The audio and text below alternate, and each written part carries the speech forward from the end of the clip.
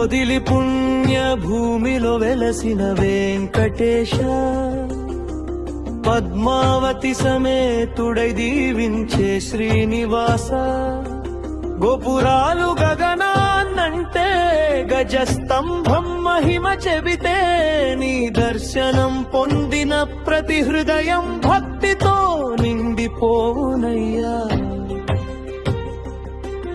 ఏడు కొండల వైభవమే పొదిలిలోనే దర్శనమే, కరుణ చూపే కలియుగ దైవమా గోవిందా. శ్రీనివాస